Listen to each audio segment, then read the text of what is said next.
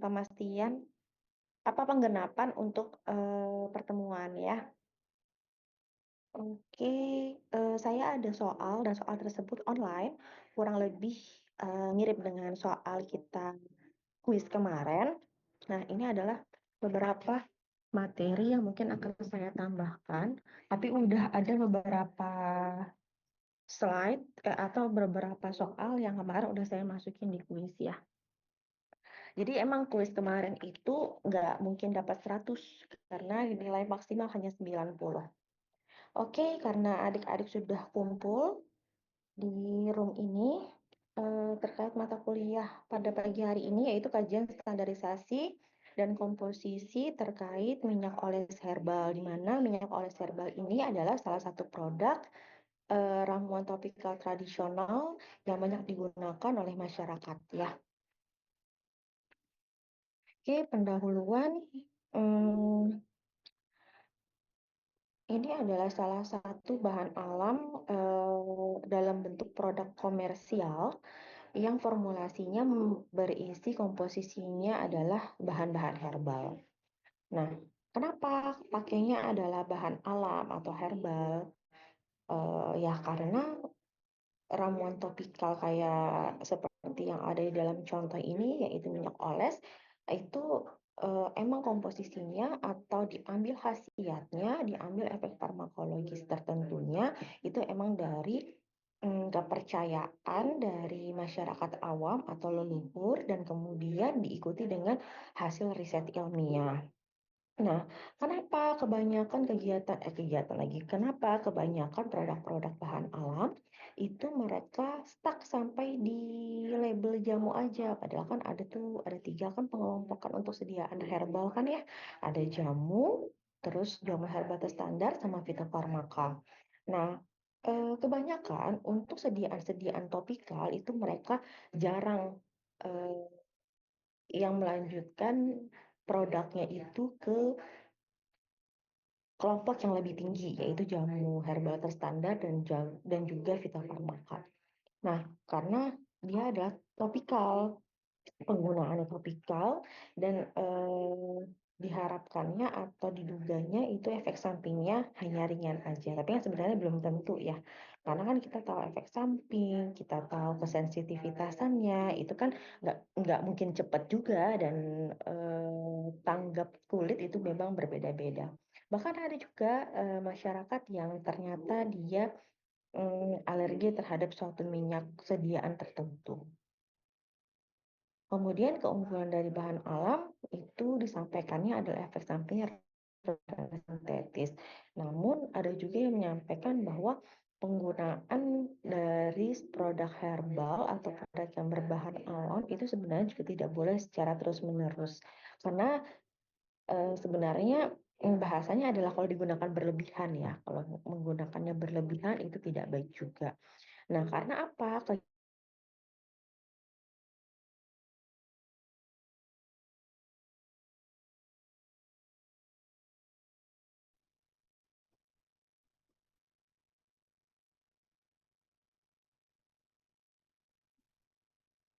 Slide-nya masih muncul nggak? Atau saya kelempar nih?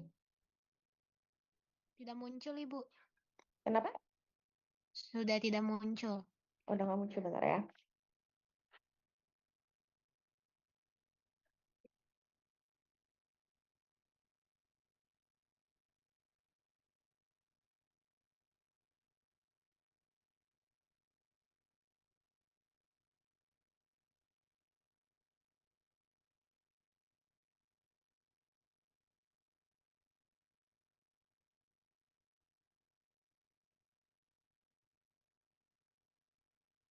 Ini udah? Sudah, Ibu. Oke. Nah, kemudian sinergi berbagai senyawa kimia aktif, di mana dia adalah multi target. Jadi, kalau bahan alam itu kan komposisi atau senyawa kandungannya itu luas ya. Jadi kita kalau penelitian kan juga menentukan atau melihatnya dari yang dasar banget itu adalah melihat apa aja golongan metabolit sekunder. Nah, sedangkan sebenarnya masing-masing golongan metabolit sekunder itu pun punya senyawa-senyawa lagi. Ya kan senyawa-senyawa yang dikelompokkan dalam suatu senyawa besar. Jadi dikatakan bahwa dia multi target, dalam kandungan bahan alam itu ada alkaloid yang sifatnya sebagai apa sih? Dia bisa ngapain? Kemudian alfa-flavonoid dia bisa ngapain sih terhadap bakteri dan lain sebagainya. Nah, kemudian ketersediaan hayati di Indonesia. Yang katanya Indonesia ini kaya banget nih akan bahan alam, akan tumbuhan, di mana masing-masing tumbuhan itu diyakini punya potensi efek farmakologis tertentu. Interaksi fisik kimia yang baik dengan lipid kulit. Nah, katanya dia juga lebih lebih ramah untuk digunakan topikal pada kulit dan lain sebagainya.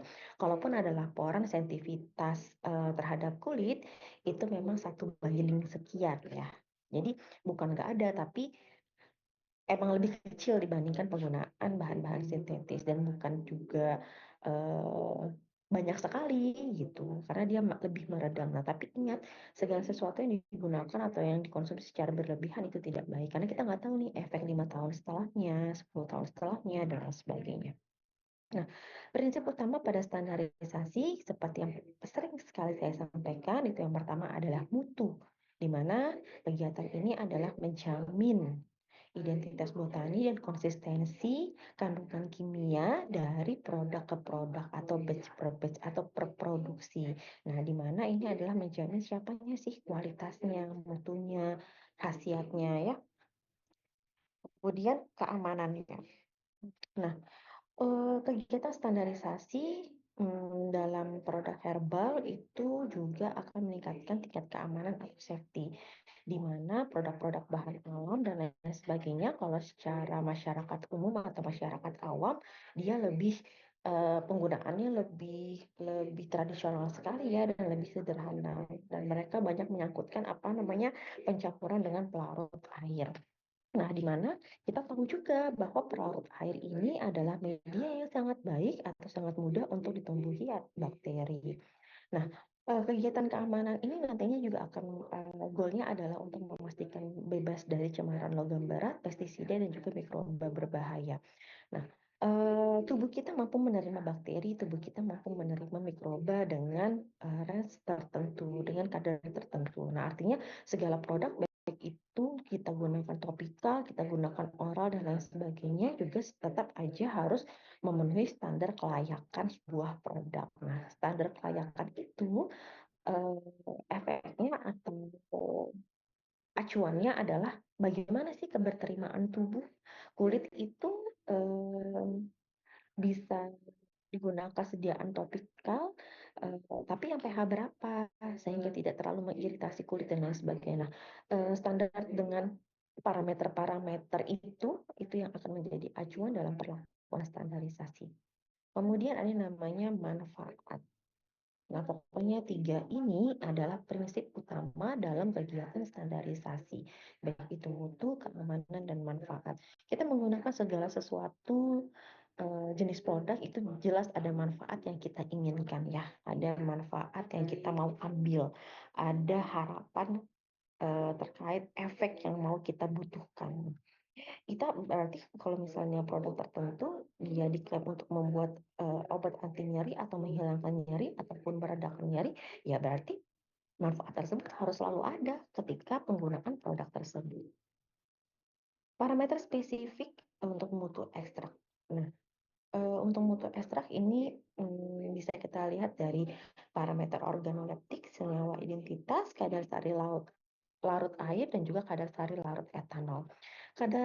Untuk organoleptik ini merupakan identitas awal di mana penilaiannya adalah personal sekali ya karena yang dia identifikasi adalah dari segi bau, warna, rasa. Jadi dia metodenya lebih deskriptif. Nah, deskriptifnya ini pun sebenarnya adalah personal karena apa yang kalian nilai belum tentu sama yang dinilai oleh saya.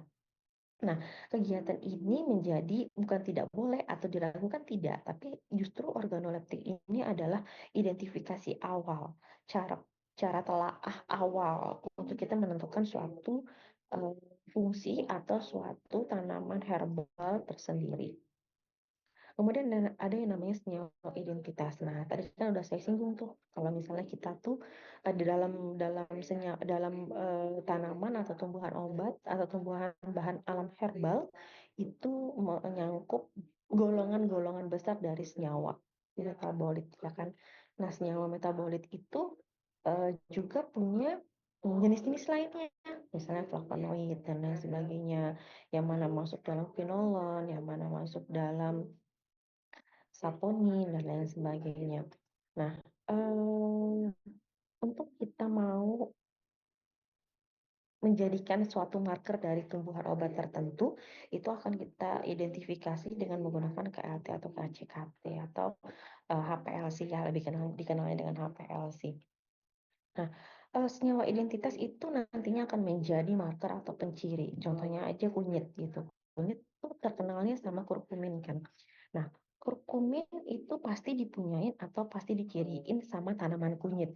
Nggak mungkin kurkumin ada di dalam jahe. Nggak mungkin kurkumin itu masuk ke dalam kelompoknya lengkuas.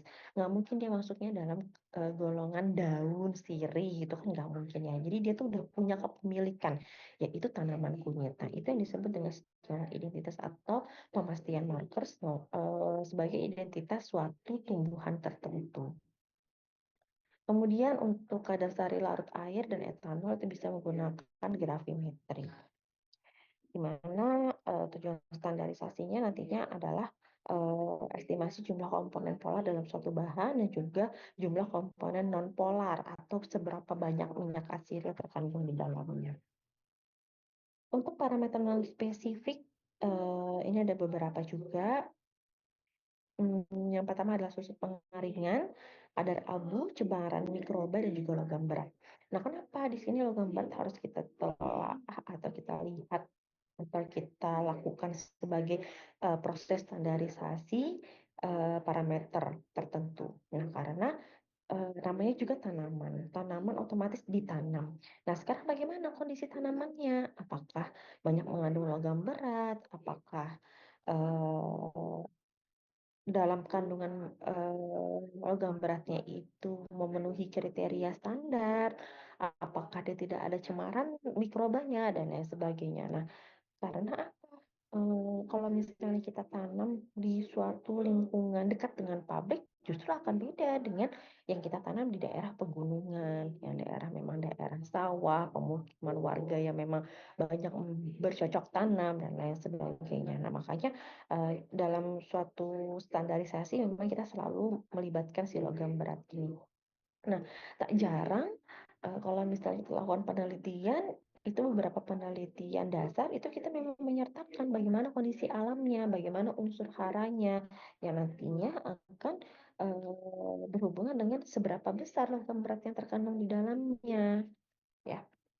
Oke, kandungan kimia utama atau kandungan fitokimia itu menyangkut dua hal. Yang pertama minyak asidi dan senyawa fenolik. Nah, minyak atsiri sekarang lagi in banget, lagi banyak banget dijadikan produk-produk komersial, baik itu untuk hanya untuk pewangi ruangan ataupun dengan penambahan tujuan tertentu, misalnya relaksasi, kemudian wangi yang lebih menenangkan, aroma yang lebih menenangkan ketika si pasien atau si konsumen merasakan dirinya sedang tidak baik-baik saja.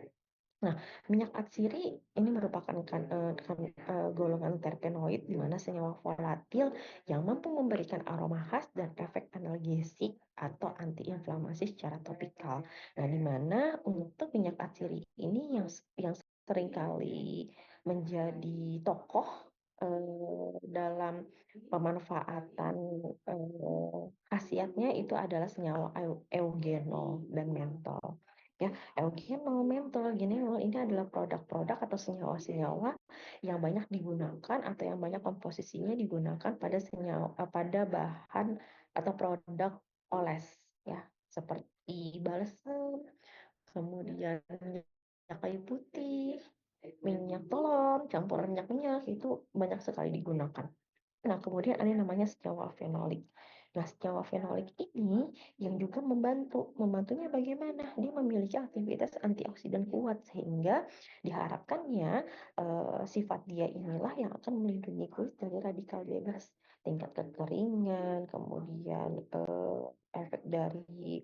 efek dari sinar UV dan lain sebagainya. Kemudian ada yang namanya minyak cengkeh atau Syzygium aromaticum. Nah, dia juga punya kandungan si eugenol ini. Jadi eugenol ini adalah senyawa yang agak banyak ditemukan pada sampel-sampel bahan alam yang punya kandungan minyak atsiri. Jadi ciri utamanya dia dulu itu adalah punya wangi yang khas, ada aromanya. Nah, kalau dia punya aroma yang tajam, dia punya pokoknya kuncinya adalah tanaman-tanaman yang punya aroma khas yang bisa tercium oleh kita ya, yang bisa tercium oleh kita. Nah, itu biasanya dia mengandung banyak minyak atsiri. Nah, kemudian ada juga yang namanya minyak pala. Minyak pala ini kandungan utamanya ada miristisin dan safrol. Dia juga memberikan efek relaksasi pada otot dan juga membantu penetrasi bahan aktif lain ke jaringan kulit. Miristisin ini juga banyak digunakan pada campuran komposisi minyak oles. Ya, karena dia konon katanya dia mampu untuk membuat relaksasi pada otot.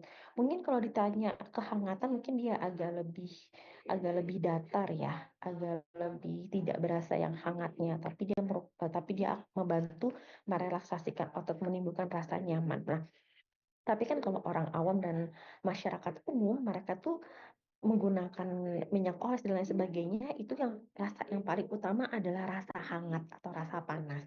Nah, jadi mereka tuh berasumsi kalau misalnya ada rasa hangatnya, ada rasa panasnya, itu menimbulkan efek relaksasi otot atau meredakan nyeri yang mereka punya gitu. Nah, makanya dalam komposisi bahan tidak mungkin hanya ada satu pendukung senyawa aja, pasti dia kolaborasi. Misalnya ditambah dengan minyak kayu putih, ditambah dengan mentol dan lain sebagainya. Komposisi tipikal ramuan minyak oles itu biasanya terdiri dari arir yang menjadi dasarnya, itu biasanya adalah minyak kelapa atau zaitun. Kemudian essential oilnya itu mm, yang mau kita ambil apa namanya kegunaannya misalnya dari minyak cengkeh, minyak jahe, ataupun minyak pala. Kemudian yang terakhir adalah bahan tambahannya yaitu mentol dan kamper. Nah, mentol kamper itu eh, tambahan pendukung yang memberikan tampilan dari produk tersebut itu akan lebih baik sehingga menarik untuk digunakan. Nah, formulasi seimbang menjamin stabilitas dan kenyamanan saat diaplikasikan di kulit dalam suatu produk tertentu. Nah, berikut adalah contoh-contoh minyak, contoh-contoh sediaan minyak yang ada di pasaran.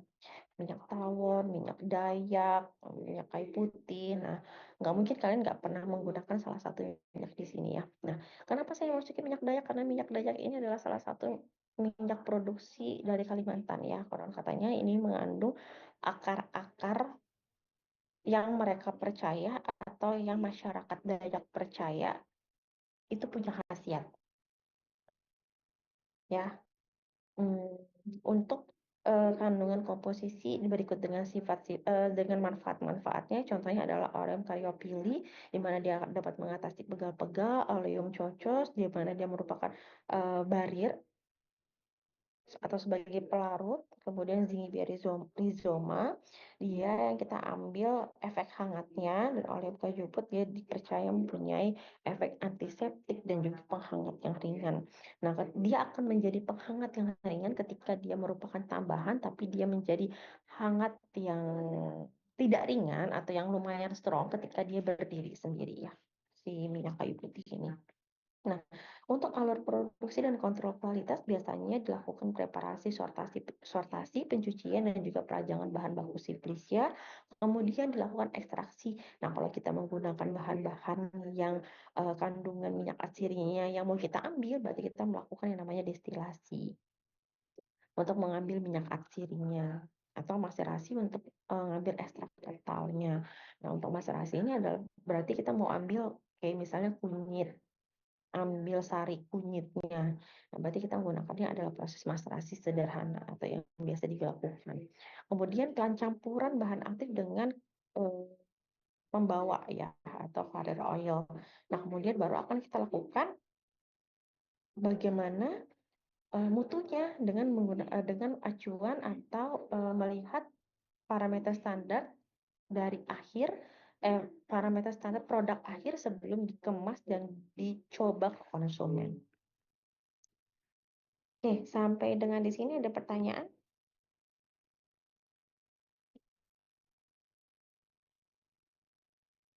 Saya belum buka absen ya, bentar ya.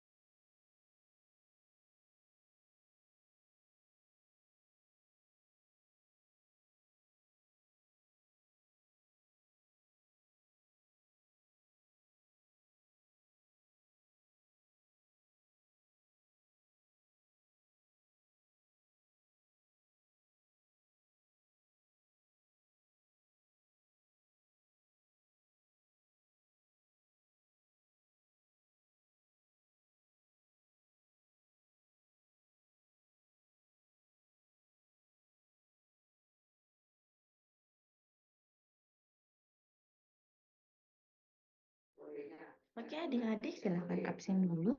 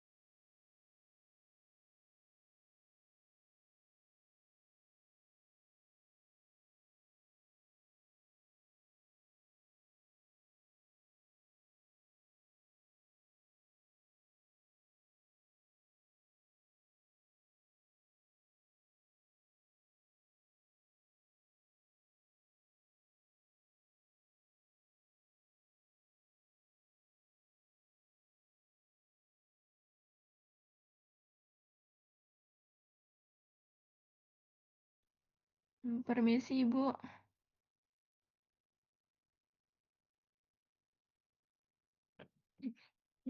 Iya, kenapa? Izin konfir, Ibu. Seharusnya yang dibuka di absen itu pertemuan yang 8-9 kemarin Ibu. Soalnya minggu kemarin kami ada kelas sama Pak Fajar, itu langsung dibuka absen 10, sedangkan kami belum ada pertemuan 8 dan 9 Ibu. Jadi pertemuan 8 dan 9 kami merah, yang seharusnya jadwal Ibu di situ 2.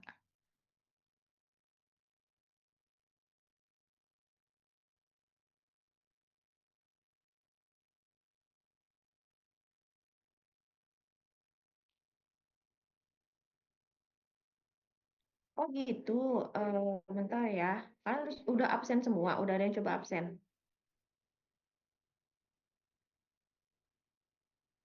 Kayaknya sudah ada beberapa Ibu. Padahal sebenarnya nggak apa-apa sih kalau misalnya kemarin Pak Fajar mau isi yang ini, yang apa namanya, yang selanjutnya gitu.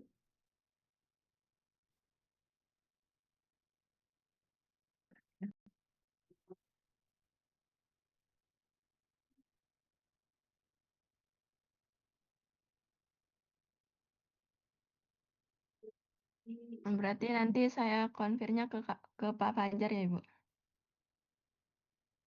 Bentar, saya coba ganti dulu. Kalau bisa kita ini ulang. Soalnya ini kayaknya aplikasi satu Unpul nggak cepet gitu loh. Dari tadi itu ada aja errornya. Bentar ya.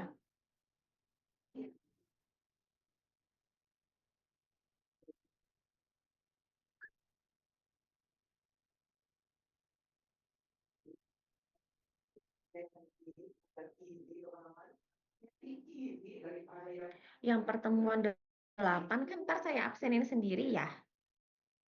Baik Ibu.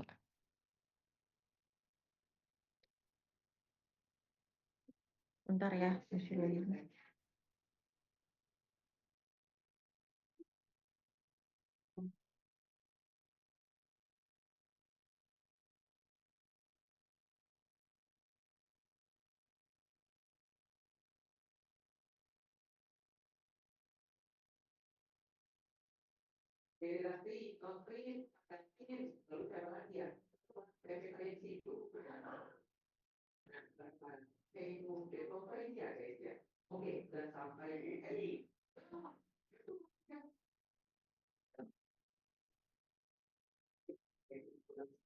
Ini tadi saya ngekliknya pertemuan 11 ya. Iya Ibu, tadi pertemuan 11.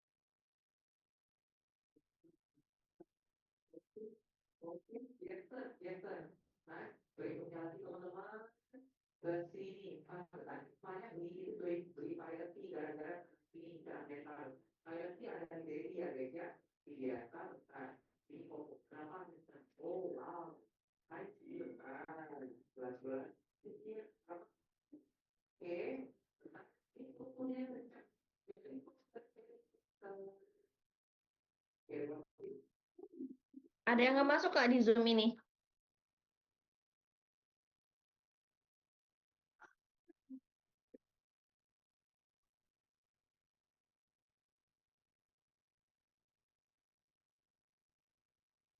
Ada yang nggak masuk nggak, Dek?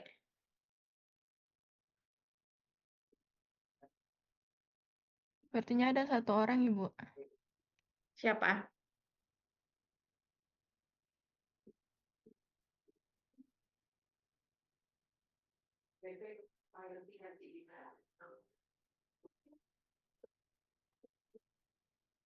Siapa yang nggak masuk?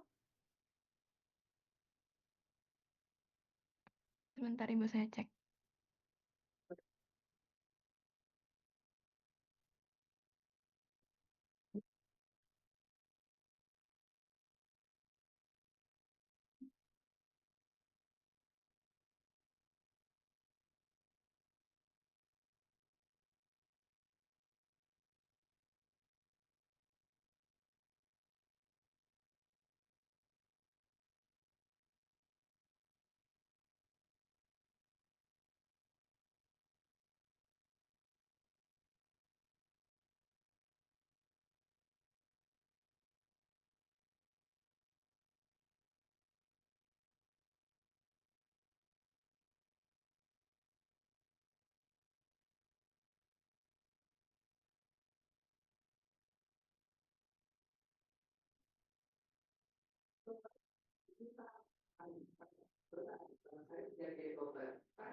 Nah, ini saya tutup dulu ya.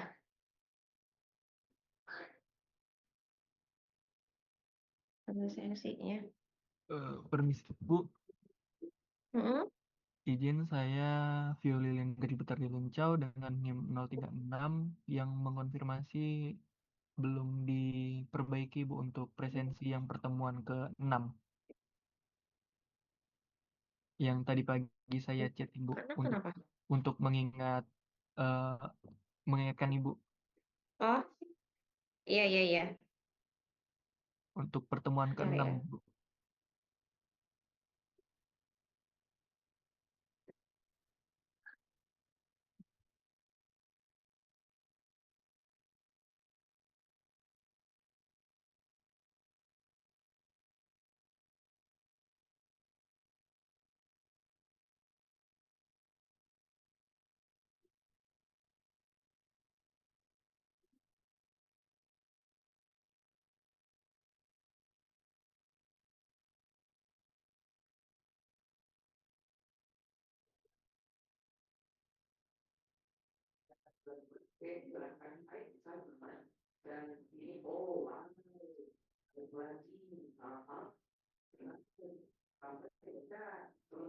Oke, silakan kalian absen yang di pertemuan 9 ya.